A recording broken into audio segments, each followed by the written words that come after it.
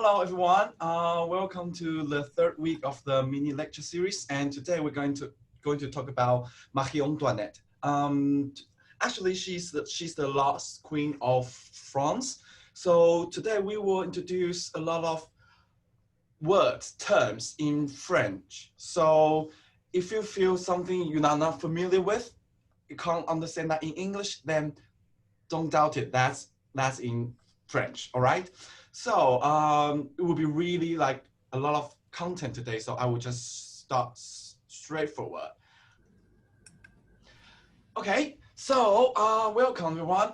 Today is the wardrobe of Marie Antoinette. Okay, as you can hear from how I pronounce this name, she's actually Austrian and she's the last queen of France. So we pronounce her name in French. So last French queen before the French Revolution. She's very important. She influenced the whole, I wouldn't say the fashion from the last 300 years. And we will spend some time see how her influence still affect our life today. All right? Good. Before that, I would like to give you a very brief introduction. I am Dr. Huang, and actually, I would say I'm a material player with a costume design background, and this background giving really a deep perspective of how Marie Antoinette, her life in the court in France. And I acquired my PhD from Royal College of Art in London this year, and my research topics mainly about pleating and how I explore the potential of pleats and pleating through the lens of textile thinking. This is my work in London, and you can see that it's mainly about how pleats exaggerate the silhouette of human body and how these pleats kind of change we perceive the human body.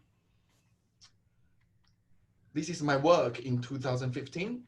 And also in 2016, I made a garment for this Gown of Green Ginger in the UK. The benefit of doing art design in the West is that you don't get any limitation. Since I pleat a lot of garments, fabrics, this artist, he thinks, why don't you just make a paper folding garments for us? So I was invited to make a series of paper folding garment for this art festival. So it's a parade. So I made garments for guardians, for the children, and also for the main character. And I made this one simple folding structure. And it depends on how you wear it. It can become a headpiece, or it can become a shoulder piece, or it can even become a face piece. So I titled this piece called 1/4,000th Way of Wearing. It kind of resonates to today's topic about Marie Antoinette, because back in the 16th century or 17th century, these giant pleated folded structures kind of the theme back in that time. Before I finish my PhD, my largest or the final project is about this. It's a Peking opera project, but I try to combine the latest 3D printing technology. So the traditional Peking opera players or performers, they're wearing this newly designed costume to perform the traditional Peking opera.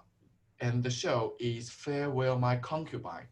So we can see the show here.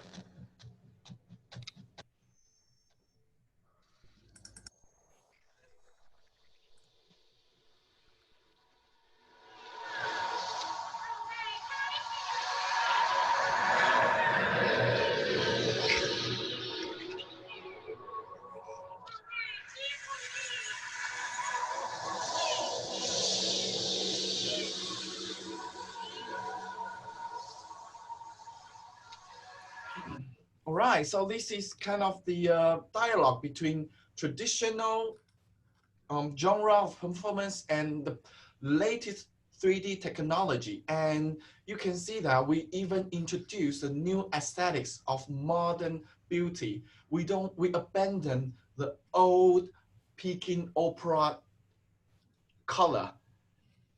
when we talk about Peking opera, you can easily imagine the color getting to your mind would be bright red, bright yellow, gold, blue. But in this project, we also want to bring the aesthetic to the modern style. We've toned down the color and we just use silver, black, and white and gray. And actually, it kind of gives us a better perception of this show. From the feedback from the audience, we realized that this kind of single tone or like color kind of give audience even more sadness to have empathy to the characters. All right, so this will be the show. And apart from producing garments for fashion collection or for performance, I also display or exhibit this garment. And these garments have been exhibited in the National Museum of China in Beijing last November. And also, I also exhibit in some international forum, and this is a reshape forum specific for 3D printing technology, and it was in Barcelona 2018. And apart from these garments, I also produced some more like craft-oriented work, and this work has been exhibited. This work was invited by Lexus, this car company, and because in the car interior, they introduced this paper folding technique, so they invite me to exhibit my work in Beijing 798 Art District in 2018. So that's kind of my brief of my work in the last 3 years. And now I would like to tell you about more about today's main character of Marie Antoinette. But today I would like to go through this structure. We will talk about Baroque to Rococo first. Then we will talk about where exactly does Marie Antoinette live. Then we will tell you about her main fashion stylist, Horst Bachton. Then also her iconic tall, high hairstyle we call poof. Then we go into the decoration, then we will introduce you some modern reference, how we witness her influence to nowadays. So this is a lady, Marie Antoinette. As I say, she is an Austrian princess. She married to the Louis XVI when she was only 14, and Louis XVI, he was 15 back in that time. And I would say that she's more than just a queen. In today's term, I would say she's influencer. She's like the very popular, beautiful young lady on Instagram. No matter what she posts, whole the world will just follow her. So she is influencer. But back in that time, she had a very bad name. Her name is Madame Deficit. Well, of course, it's a French term again, but deficit, you can easily relate it to an English term called deficit. So that means she spent all the French Empire's money onto this lavish lifestyle, including clothes, what she eats, what she play. So all her entertainment spent on the all nation's fortune. So she, in the end, kind of get this very bad, notorious name called Madame Deficit. And also there's a rumor. Well, we know that in Chinese slang, there's an emperor. We know that when he been notified by his court officer say, oh, people doesn't have rice to eat, and the emperor say, why don't they just eat meat?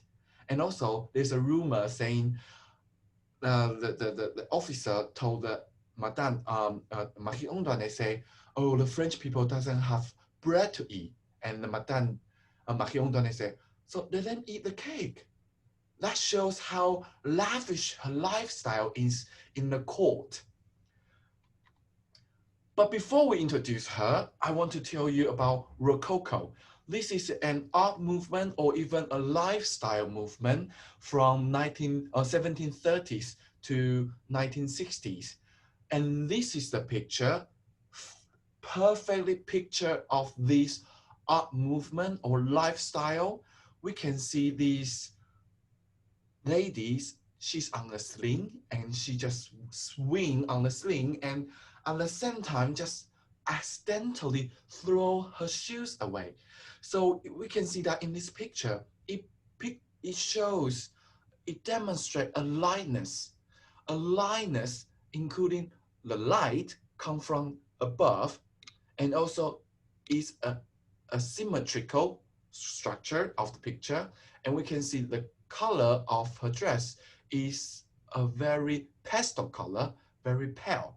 Is against of the previous movement of this Baroque art movement in the late 16th century.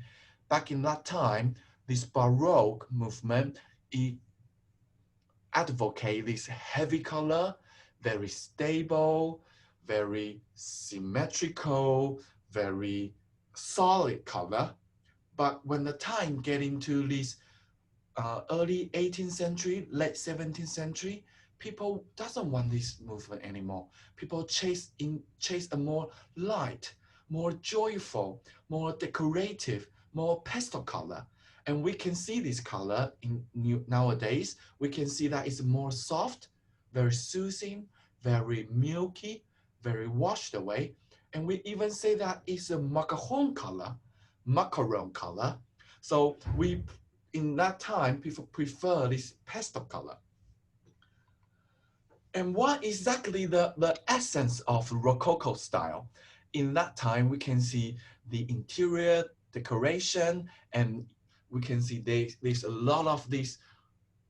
To be honest, for current eye perspective, we can see that these decoratives is so unnecessary and very complicated, very complex. For the modern aesthetics or for the minimum aesthetics, we wouldn't appreciate that. But back in that time, when the whole world start to accumulate wealth, accumulate fortune because of the grand sales age, people start to collect money from South America. People discover silver from different continents. They bring back all the money back to their country into France. So they use all this extra money to build up this extravagant, decorative, about heaven, about enjoyment, about joy into their art, into their life.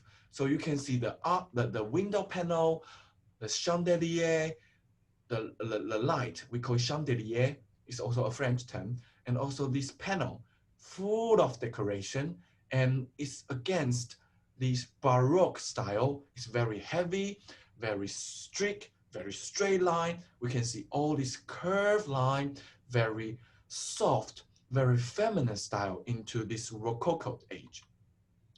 But where does Marie Antoinette live though? To be honest, if you go to Paris, this is where we usually go today. But Marie Antoinette, she doesn't live in Paris, even though back in that time, Paris is the world capital, but actually the street looks more like this. It wasn't that pleasant. The city is kind of in a chaos with this the peasant on the street, the beggars on the street, or the like you can see the small street, the animals, and all the disease on the street, the rat or the cats. So the city itself is not that beautiful as we see in nowadays in Paris. So they actually live in this Versailles. So they live in the Palais de Versailles. So today, if you go to Paris, usually you will spend a day traveling outside of Paris to see where the court, the royal family lives. It will take you nearly an hour to get there on train. And this is the palace, the Palais de Versailles, like this. You can see at the back, that's the grand French style garden. It's totally different from English style garden. You can see it's symmetrical in the center. That's the very French style. This is the Versailles, the Chateau de Versailles. And this is the very famous mirror hall.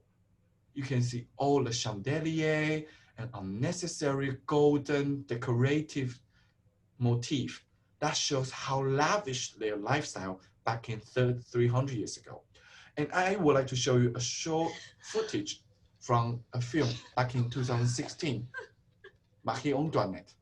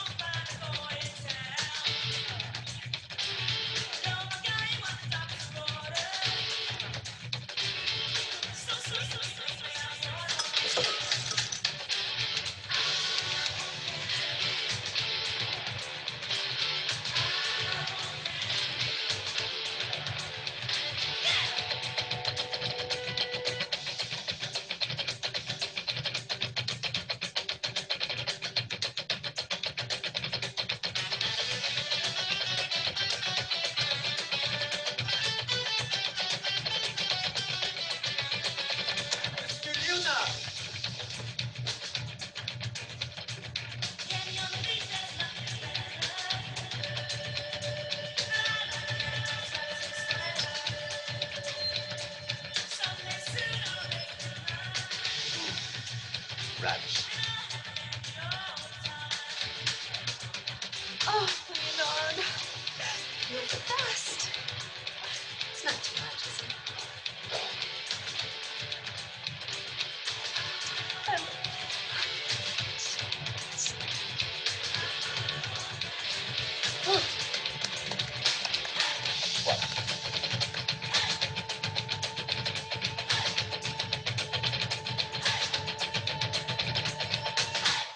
Okay, so this is a film, and from 2006. I will highly suggest you to watch tonight if you can, you have time. It's really an enjoyment to watch the film. This film is directed by Sofia Coppola and Kirsten Dunst as Marie Antoinette. This film also won the Best Costume Oscar award that year. So highly recommended if you haven't watched it, 2016. In the history, there's so many films about Marie Antoinette, and this is the one I will highly recommend. Not only because the costume, all the setting, the food they eat, the decoration, the interior is highly studied and the reference back in that time. So highly recommended. So in terms of the costume or her dress is not in charge by others. Is in charge by this horse Becton, her best friend. And you can see this woman decorate her dress with a lot of boat note or jacquard fabric. And this fabric is so expensive. And thinking about back in 300 years ago, all the materials are all handmade. They are not machine made. So when the people in Paris, they have no food to eat, and back in the Palais de Versailles, people use a lot of exquisite fabric to decorate the body. That's really extravagant back in that time. And this is a style, and I would like to introduce you the structure of the costume. You can see the wild skirt, right? We call it panier. This skirt, panier, is literally means basket. So you can imagine the structure within the skirt is made mainly by bamboo basket. So in terms of panier, in different occasion, we have different form or different size of panier. If we go for a very formal occasion, then people will wear these robe à la française. This is the very grand, very wild panier skirt, usually decorated with a huge bow tie at the front with very wide open neckline. And this is what we call robe à la française. But back in the daily life, do you usually wear these? No. In their daily life, they will prefer wear these robe à la longuelette. Okay, française literally means France, so it's French style robe. And this is longuelette. Longuelette means English. So robe à la longuelette means English style dress. So it's not that grand, it's for daily use. And it also has the panier, but the panier is much smaller. So it's for daily occasion, not for the formal occasion. And you can see that there's no like bow tie everywhere. There's no bow tie at the front. It's much casual. Okay, and in terms of the hairstyle, which is we can capture in the video, is by this Leona. Okay, he's very famous back in that time. He's a very famous stylist. Okay, so this hairstyle is so iconic that we have to spend some time to talk about it. And trust me, back in that time, this hairstyle is totally hot. This hairstyle usually goes up to 30 centimeters, up to 60 centimeters tall, so roughly 2 feet height. And back in that time, we can see a lot of comics or drawing kind of, teasing or make fun of these ladies, how they kind of try to wear this high tall hairstyle, but in the end squeeze themselves into this carriage go to somewhere. And back in the film, the costume designers put a lot of effort, because we can see this boat on their hair is a very common style. So in the film, costume designer literally designed a boat hair for this lady. And this hair we call poof, P-O-U-F, poof hair. Why they want to have their hair so high? We can reference back in 14th century, this Gothic style, art movement called Gothic. Back in that time, people believe if we can have higher building, higher church, that means you can reach heaven. You are more close to God. So lady back in that time believed if I have a higher hairstyle, I'm more close to the God. So they want their hair go higher and higher and higher. And sometimes they even get some warnings, because back in that time, there's no electricity. So those chandelier, those hanging light, they are all lit up by candle. So sometimes it's really a hazard. They will cause fire. And also, they are heavy or weak, so heavy that some medical report back in that time say some ladies' neck has some problem because their head's not healthy. Their hair is so heavy. And today in the modern reference, if you like Japanese comic books, you can see this kodocha, these comic books, in the mother of the character, she always put out a lot of decorative stuff onto her hair, and this is definitely an influence back in that time. And in this hairstyle, we can see what exactly they put on their hair. They use the animal oil. They boil the pork fat or the beef fat and make it into some hair pomade. So they put it on their hair to strengthen like wax and strengthen their hair. And you know that this animal oil is not really, they don't smell really well. And to be honest, back in the nighttime, sometimes it attracts insects or bugs. So even though it looks extravaganza, but it's actually not that pleasant, to be honest, to wear that the wig. Okay, so also in the film, we can see that there's a very traditional, lavish French fan. I would like to show you this fan. This fan shop still exists in Paris, and it's actually just right next to Duke Eiffel. So next time when you go to Paris, don't just spend time in the shopping street. Go to this Duvelleroy. Then they will show you how they made the French fan.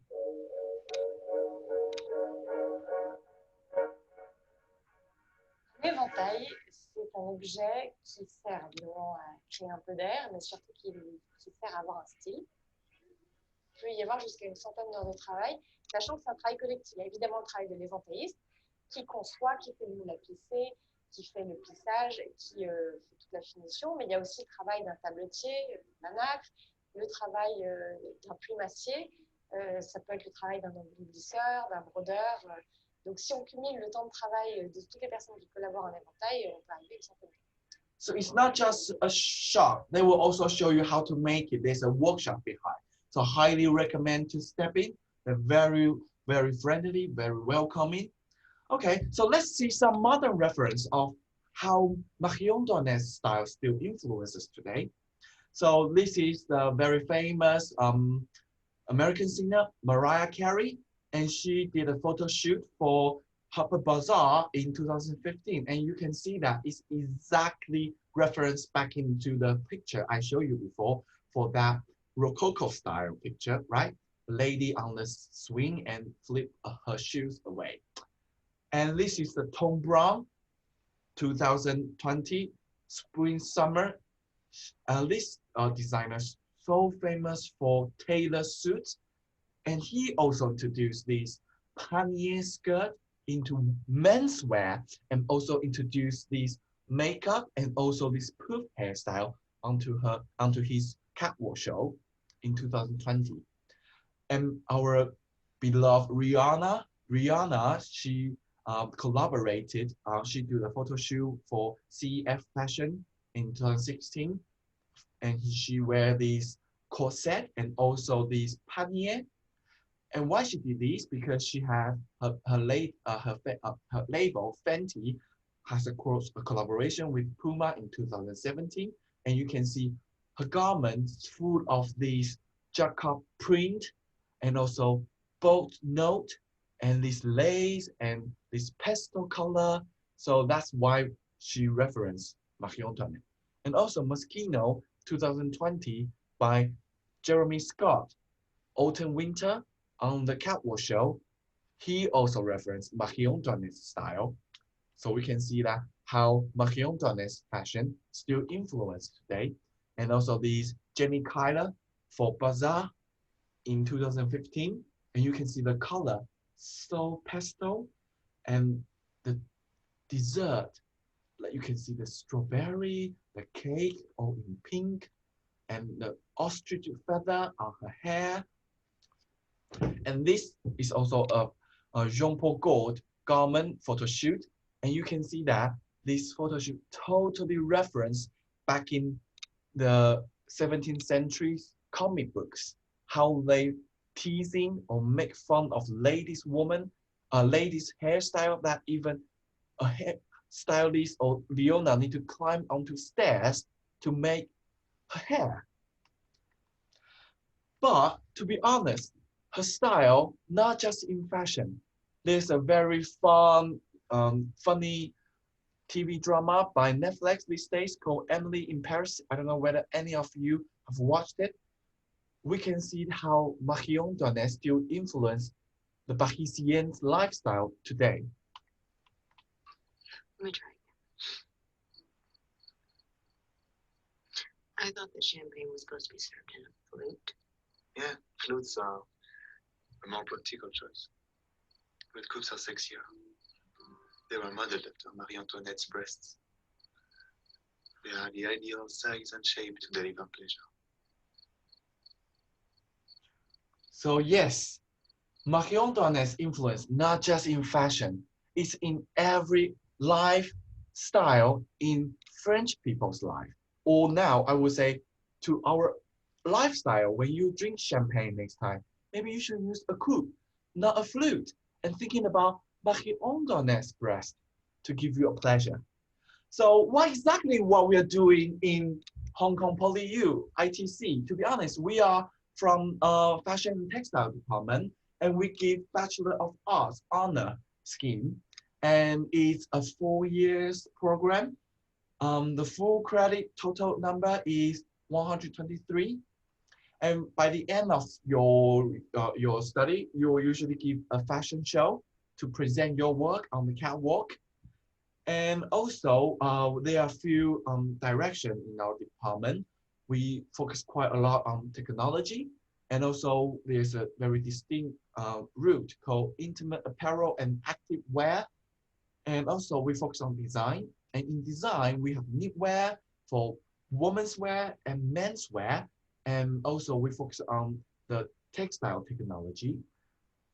We are a very well-rounded department. We not only focus on design and the production, we also focus on emphasis on retail and marketing. So if you're more into fashion business, you want to work in a fashion magazine, you are welcome to join us as well, because we will train you to get into fashion marketing. We are located in Hong Kong, as you know, in Hong Kong, and we're very close to the World Factory, Southeast China. So we have a lot of factory visit to give you a first-hand experience how this fashion business is running in the world.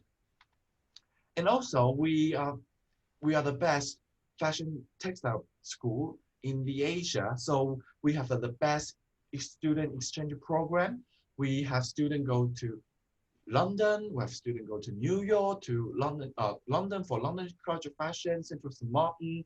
We have students go to New York for FIT, for Parsons. We have students go to Germany. So if you come to us, join us, you have a chance to go there to experience one term, half year, to live in America or in the UK or in Europe.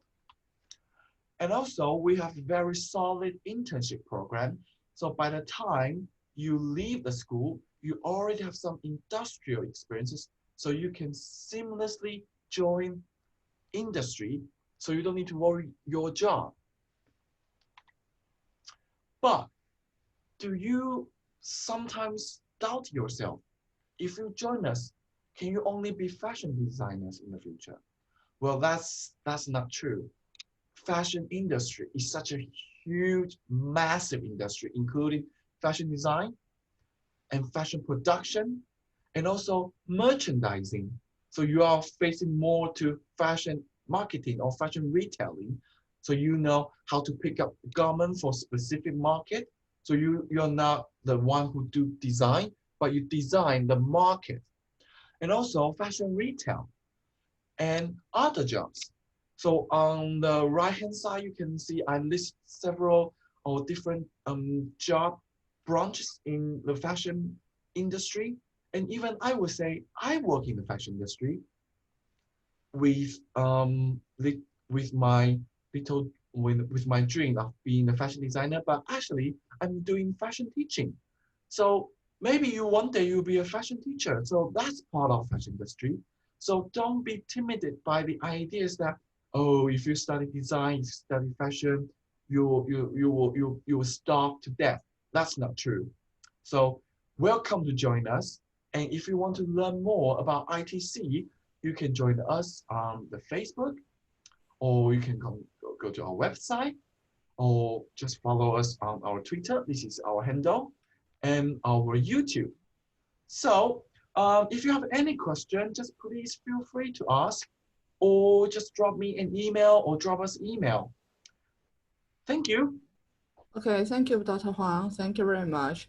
So if you think of any questions, just send us email or inbox us to our Instagram, Facebook, or YouTube account. We'll get back to you as soon as possible. So just a kind reminder for you, we'll have the next lecture next week about our PU30. This is a face mask developed by ITC.